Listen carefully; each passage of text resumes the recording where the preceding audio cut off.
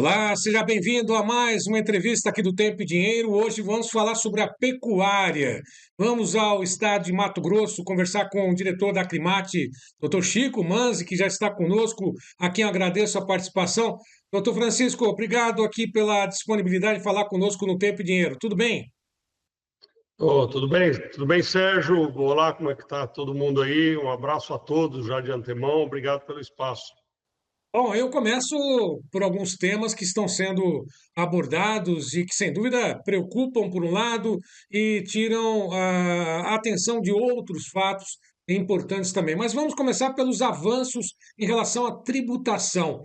Foi anunciada uma redução do FETAB sobre o abate de fêmeas. É isso mesmo? Realmente isso está acontecendo? Foi colocado em prática? E o que significa essa redução do FETAB de 30%, se estiver enganado com relação ao percentual, no abate de fêmeas do estado de Mato Grosso, doutor Chico? Então, Sérgio, nós temos aqui, né, aqui no Mato Grosso do Sul, acho que são só esses dois estados, que é um fundo, uma contribuição, que é um fundo emergencial de transporte e habitação. E isso é cobrado praticamente em todos os produtos do agro, aqui, soja, milho, algodão, madeira e o gado, né? Esse FETAB já é antigo, no Mato Grosso do Sul ele se chama Fundersul, e aqui no Mato Grosso ele tem um impacto muito grande, porque você, para abater animais, você tem que pagar primeiro essa guia do FETAB, senão a guia de trânsito animal não sai. O animal não pode ser transportado, o frigorífico não pode nem recepcionar os animais lá na indústria. Então é pago por antecipação. E isso é um valor muito expressivo. Para você ter uma ideia, é de hoje R$ 73 por animal. E não havia nenhuma acepção se é uma novilha de 11 arrobas ou se é um boi de 24, 25 arrobas. A taxa era exatamente a mesma, né? Nos outros estados da federação, você paga apenas a guia de trânsito, que é hoje em torno de, nesses outros estados, R$ 4, R$ 5 por animal. Então, a diferença já é muito grande, né? Você falar numa arroba de R$ 300, R$ 73 é um valor bastante expressivo, dá quase 40% do valor de uma arroba, né? E, além de ser já um valor bastante expressivo, não havia nenhuma acepção, como eu falei, entre o boi e a vaca. Então, a Acrimate foi a grande protagonista dessa discussão, mas também tivemos a ajuda da Federação da Agricultura de Mato Grosso. A gente vinha pressionando o governo e a Assembleia Legislativa para que esse imposto ficasse, ou essa tributação ficasse pelo menos um pouco mais justa. Ou seja, as vacas que são abatidas em torno de 15, 16 arrobas, elas não poderiam pagar o mesmo valor do que um boi que, em média, aí dá 21 a 22 arrobas, né? O valor nominal é completamente diferente. E são produtos diferentes. E vale lembrar que quando você compara com as outras commodities, por exemplo, a soja é por tonelada, o milho é por tonelada, o algodão também é por volume, né? Então, o bovino não podia, não é justo que fosse por cabeça. Então, nós fizemos todo um estudo junto com o Instituto Mato Grossense de Economia Agropecuária e demonstramos que, em média, o animal na gôndola, ou melhor, lá na indústria, o produtor recebe, em média, aí de 30% a 35% a menos de uma fêmea do que ele recebe do macho. Então, essa contribuição não podia ser igual. Então, depois de 2 anos de luta, aí, mais de 2 anos, foi no início de 2023, aí o governo se sensibilizou e aí ele acatou e deve começar a valer agora em breve, quando você for emitir a guia, quando for fêmeas, o FETAB vai ser 30% menor do que para machos. Não é o ideal que fosse bem menor o valor como um todo, mas também é um pouco mais justo, porque estávamos ali pagando o mesmo preço para recebimentos completamente diferentes. E é bom destacar também que não é o fim da FETAB. Vai ser, continua sendo cobrada pelos machos, mas uma redução de 30% carece ou ainda passa, deve passar por uma aprovação, vai para a Assembleia Legislativa, um decreto do governador, e isso deve entrar em vigor em breve, doutor? Nós tivemos já uma reunião com o governador, inclusive ele gravou um vídeo, né, que circulou aí nas redes sociais, onde nós estivemos presentes, toda ao setor produtivo como um todo, onde o governador se comprometendo, né, através dos estudos, sensibilizado que ele faria isso. Então, num primeiro momento, foi apresentado um projeto, o governador votou, nós voltamos a sentar com ele, sentamos com a Casa Civil, né, com o chefe da Casa Civil, Fábio Garcia, explicamos novamente com uma apresentação do IMEA, lá na sede da Federação da Agricultura, o governador nos chamou e gravou esse vídeo, mostrando, então, que ele já havia sinalizado e que segue para a sanção do governador muito em breve. A gente acredita ainda que ainda ainda no mês de agosto, que seria o ideal, ou logo no início do mês, nós já tenhamos esse valor corrigido e já passando a valer. Ou seja, uma correção na chamada distorção, né? Que é histórica, como você mesmo disse, na cobrança aí de tributos sobre a pecuária do Estado. Resta saber se realmente vai entrar em vigor, né? Se não vai ter nenhuma resistência de nenhum setor. Pelo que parece, não, né, doutor Chico? Não, já está muito alinhado com a própria bancada ruralista, né, da Frente Parlamentar da Agropecuária aqui, que são 17 dos 24 deputados. O próprio, mesmo os deputados que não são da Frente Parlamentar da Agropecuária, eles se sensibilizaram com relação a isso, porque trata-se de justiça, né? E o próprio governador já sinalizou, inclusive com vídeo e tudo mais, se comprometendo. Nós estamos aguardando, né, que isso passe a valer. Inclusive, nós fazemos essa divulgação, é mais uma vitória aí da Associação dos Criadores nessa discussão.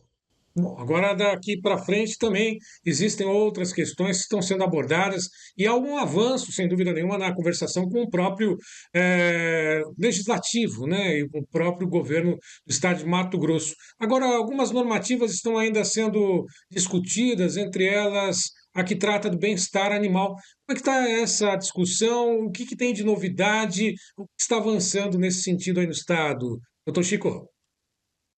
Então, a Secretaria de Defesa, né, Agropecuária, ela colocou lá uma portaria que já tem número, portaria 1280, que trata sobre o controle do transporte, né, voltado ali para o bem-estar animal.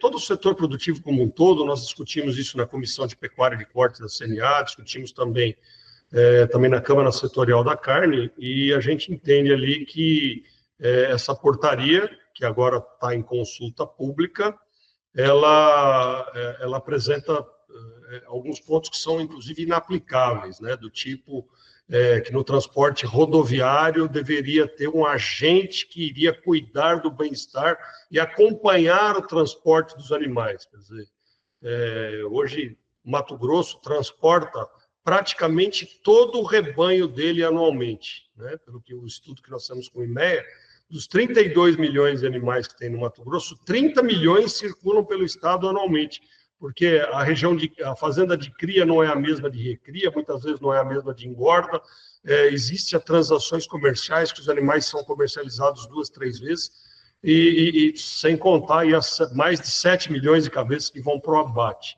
Né? E a gente entende que a questão do bem-estar, ela é, antes de tudo, lucrativa. Quanto melhor o bem-estar dos animais, mais dinheiro ele deixa, né? Ou menos prejuízo ele dá. Né? Então, a gente se preocupa, o produtor é o grande interessado na questão do bem-estar. Né? A gente brinca até que se a gente pudesse, a gente levava o animal no colo para a indústria. E essa portaria, ela fala não só de bovinocultura, mas ela fala de suínos, fala de aves, fala de peixes, fala de tudo mais. E a gente entende que ali ela foi muito pouco discutida, né? Ela já tem número e prazo para valer, que é 5 de setembro, já valer. Tínhamos uma reunião marcada para hoje, a Secretaria de Defesa do MAPA alterou para amanhã, onde nós vamos apresentar ali as nossas razões, mostrando que, além de tudo, ela é praticamente impossível de ser aplicada. Né? Sendo que os produtores já desde o tempo que tangiam os animais tocados, a longas distâncias, se preocupavam com o bem-estar, porque, além de tudo, é lucrativo. Os animais, as comitivas recebiam por animal entregue, né, no destino. Né? E os animais, muitas vezes, a maioria das vezes, mesmo nas longas distâncias, eles ganhavam peso no caminho, né? Iam andando devagarinho ali, tocado, andava praticamente o que ele anda dentro de um pasto mesmo. E agora, claro, com os novos sistemas de transporte, rodoviário, ferroviário e fluvial, inclusive o fluvial e o marítimo, o animal vai praticamente num cruzeiro, né? Com assistência veterinária, com alimentação à vontade, com água, com sombra, com controle de temperatura. Ou seja, o produtor é o maior responsável por isso, porque é lucrativo, então não faz sentido essa preocupação. Agora, desculpe, doutor Chico, só para poder esclarecer, é do mapa, é uma portaria federal, é uma portaria estadual, deve entrar em vigor, é lógico, deve ser discutido ainda, o postergado, o prazo de início, né, do dia 5 de setembro, é uma portaria da União, do mapa ou estadual, doutor Chico? É uma portaria do Ministério da Agricultura, né? Uma portaria federal, né? Portaria 1280, né? Que trata desse assunto. Inclusive, o secretário de Defesa vai estar presente nessa audiência pública. Nós vamos fazer de forma virtual, mas nós apresentando que, claro, é preocupação tanto do Ministério da Agricultura quanto dos órgãos de defesa estaduais a questão do bem-estar. Mas a gente deixar claro que o produtor é o maior, vamos dizer, beneficiário ou o maior responsável no caso do bem-estar, e que isso a gente já faz com cada vez mais estudo, cada vez mais preocupação, né? A questão do sombreamento, nós temos hoje as técnicas aí de terminação dos animais, a terminação intensiva a pasto, a famosa TIP, né?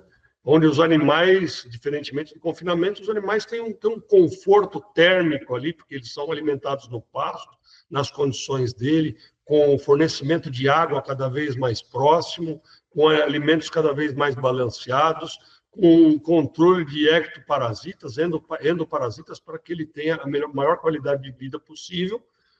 Obviamente que isso vai se refletir num preço melhor pago pela arroba, um preço melhor pago pelo couro, e até também aumenta, inclusive, as margens para os animais serem tratados nessas condições. Então, entender que o grande produtor, o grande beneficiário e o grande colaborador do bem-estar são, de fato, os produtores rurais. O produtor já faz esse trabalho, nessa lição de casa, e é reconhecida essa carne produzida no estado de Mato Grosso, um cartão de visitas aqui do Brasil, sem dúvida nenhuma. Agora, eu fico imaginando, né? Um agente acompanhando cada transporte, né, desses animais, é algo inviável, né? Para transportar todos esses, não só bovinos, mas outros de atividade pecuária, outros animais também, inclusive peixes. Um agente para acompanhando cada transporte, ou enfim, é algo impensável, né? Quantos deveriam ser contratados para essa atividade só no estado de Mato Grosso, hein, doutor Chico? Pois é, e não é só a questão do agente, né? Existem, por exemplo, o que a gente percebe é que existe, claro, a preocupação lícita de toda a população com relação ao bem-estar, mas é preciso que se haja uma separação do que é um animal de companhia e o que é um pet, por exemplo, do que é um animal de produção, né? Os animais produzidos a pasto, por exemplo, são animais que, quando você leva esses animais para o caminhão, você tem todo um cuidado para embarcar, e você quer que chegue o mais rápido possível, da forma mais confortável possível, para que ele não tenha nenhum tipo de lesão, né? Que se confere os caminhões, se confere ali se os caminhões estão em boas condições, se as gaiolas, como a gente chama os caminhões aqui, que transportam bovinos, no caso, eles não têm saliências que possam machucar os animais, mas que os animais têm que subir no caminhão e chegam no destino o mais rápido possível. E vira e mexe aparecem projetos de lei, como de um deputado, se não me engano, de São Paulo, que ele queria que a cada 3 horas, por exemplo, os animais descessem do caminhão para tomar água, enfim, para se alimentar e tudo mais. Então, até uma preocupação que talvez faça sentido no animal de companhia, no animal de produção, isso é praticamente impossível de você fazer. Muitas vezes você tem trabalho bastante intenso para conseguir colocar o animal no caminhão, e se ele descer antes do destino final, né, ele não vai, você não vai conseguir repetir essa vontade dele de subir no caminhão. Então, e sem contar que você teria que ter entrepostos, lugares para os animais descerem. Você imagina 30 milhões de animais no Mato Grosso, ali com espaços de 3 horas, que muitas vezes, algumas fazendas no Mato Grosso, em 3 horas você não chegou ainda nem na saída da fazenda, né? E, então, são medidas que são projetos de lei, ou portarias, ou instruções normativas, que são colocadas muitas vezes sem levar em conta a aplicabilidade, né? Ela chega quase à beira ali do absurdo a colocação. Não, e não vai muito longe essa questão toda da exportação de gado em pé. Também criam obstáculos, buscam criar obstáculos para evitar essa exportação, né, que já contribui com um grande saldo, né, na balança comercial do setor. Inclusive, há projetos sempre, né, praticamente todos os anos, que surgem na tentativa de impedir esses embarques. Isso está acontecendo novamente, principalmente pelos portos aí do estado do Pará, pelo norte do Brasil, não, doutor Chico? Sim, eu acho que esse é um assunto muito importante a gente colocar, porque isso daí às vezes encontra amparo, encontra eco, não só na questão do bem-estar, mas também, às vezes, na questão, às vezes, do governo, dos governos estaduais, que acham que se você exportar o animal em pé, você estaria perdendo divisas, por exemplo, porque o ideal seria você industrializar, e aí você tem toda uma cadeia de indústria que ficaria aqui. Então, se você olhar assim de uma forma macro, até deve fazer um certo sentido. O problema é que nós temos que entender o seguinte: o consumidor é ele que manda, né? Então, por exemplo, você pode comprar um automóvel, você pode comprar peças. É, o país importador, ele pode querer comprar a carne, ele pode querer comprar a carne com osso, ou ele pode querer comprar o boi em pé, né? Por que ele vai comprar o boi em pé? Porque ele quer fortalecer a indústria local, por exemplo, pode ser um caso. Pode ser um outro, por exemplo, países da África, que eles não têm estrutura de cadeia de frio. Então, lá se tem o hábito, por exemplo, os animais chegam na indústria, são abatidos, depois desossados, e a carne é vendida para o consumidor a quente. Então, não adianta você falar, eu não vou lhe vender o animal em pé, porque o que ele vai fazer é comprar de um outro país que esteja disposto a vender para ele o animal em pé. Então, você tem que atender o que o consumidor quer. A mesma coisa acontece nos grãos, como exemplo. Você poderia... Tem gente que quer comprar o etanol de milho, tem gente que quer comprar o milho e tem gente que quer comprar o DDG, né? E o que o cliente quiser comprar, ele que define. A mesma coisa acontece na soja. Ele pode querer comprar só o grão, extrair lá o óleo e ele produzir o farelo de soja para alimentar os animais, ou comprar o farelo de soja direto. O mais importante é que o Brasil já faz. Nós estamos prontos para fornecer aquilo que o consumidor quiser adquirir. Pode ser aqui no Brasil, pode ser em outro país. Se ele quiser o boi em pé, nós temos. Se ele quiser a carne com osso, temos também. Quer a carne desossada? Perfeitamente. Você quer resfriada ou congelada? Do jeito que você quiser, nós temos condições de atender. Você quer escolher uma raça em específico, um maior ou menor grau de sangue europeu, por exemplo? Temos também para oferecer. Você quer rastreado desde a origem? Também tem. Abaixo de 30 meses, como exige a China, estamos prontos para atender. Então, a gente não deveria entrar nessa seara de querer influenciar o consumidor a dizer o que é que ele deve consumir, porque nós temos condições de atender qualquer tipo de mercado. Condições de atender inclusive a exigência do próprio consumidor. O consumidor paga, ele quer, ele exige, e nós podemos, né, atender a todas essas necessidades. Agora, doutor Chico, setembro está aí, né? Como é que está a expectativa com relação ao mercado do boi gordo? Deu uma reagida, já era esperada essa reação. E aí no estado de Mato Grosso, espera-se também um período de chuvas, está sendo monitorado o clima com relação também à produção de animais, a pasto, lá na medida do possível, né? Porque estão degradadas as situações, os pastagens estão degradados. E tem de animal aí em confinamento ou não? Só confinamento, doutor Chico? Não, nós temos a imensa maioria dos nossos animais são produzidos a pasto.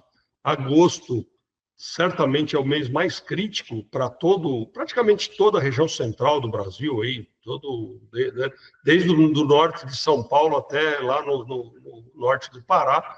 O mês de agosto é o mês mais crítico.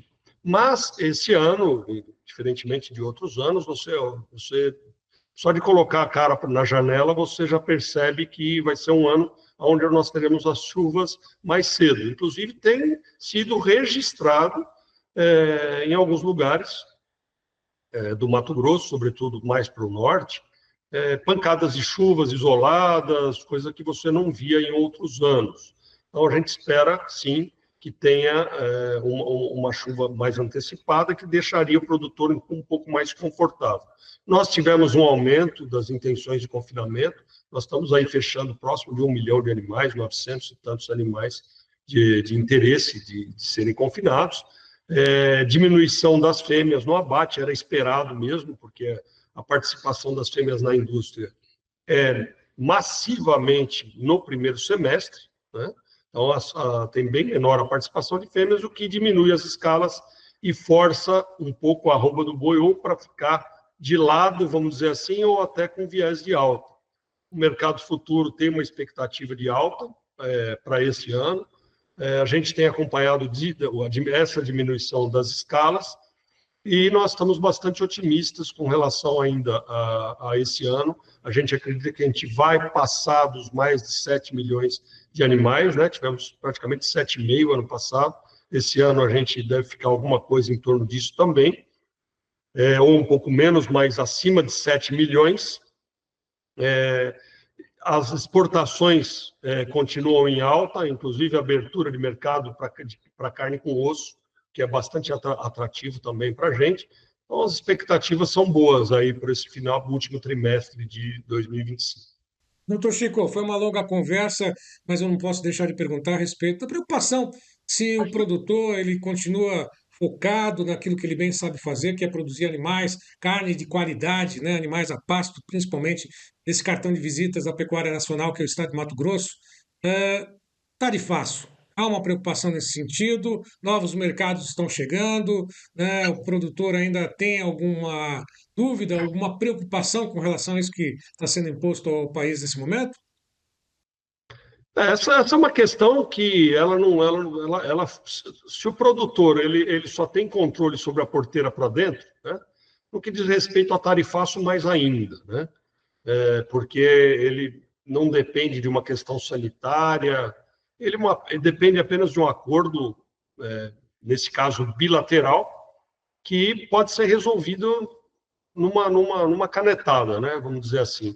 A gente espera que isso se reverta. É importante, o mercado americano é importante para o Brasil, chegou a se configurar como o segundo maior mercado brasileiro de destino internacional, né? Hoje ocupado pelo México, que vem aumentando, mas a gente espera que isso se reverta. Para o próprio consumidor americano, é importante também a carne brasileira. Vale lembrar que os mais de 300 milhões de americanos são grandes consumidores e amantes do hambúrguer, e eles têm lá uma carne com um boi com acabamento bem maior do que o nosso, um peso de carcaça de médio bem maior do que o nosso, influenciado pela quantidade de gordura que é produzida nesses animais. Então, eles importam da gente a carne mais magra. Então, a gente teria como perfeitamente atender esse mercado de hambúrguer, e a carne americana, que é mais valorizada para exportação, poderia ser exportada, e aí você agradaria, então, produtores americanos também. A gente espera que isso se reverta, não depende da gente, mas, enquanto isso, como a gente não tem os ovos na mesma cesta, a carne brasileira hoje já vai para mais de 140 países, a gente já vem ocupando ali outros espaços. A gente sabe que o mercado de carne mundial ele tem muito mais demanda do que oferta, e certamente quem está atendendo os Estados Unidos acaba não conseguindo atender outros mercados que agora passam a comprar do Brasil. Então, existe um impacto, sim, a gente quer que isso acabe, porque 50% de tarifa, isso não é uma taxação, isso é um embargo, né? E a gente espera que isso se resolva, e isso tem que ser no campo da política.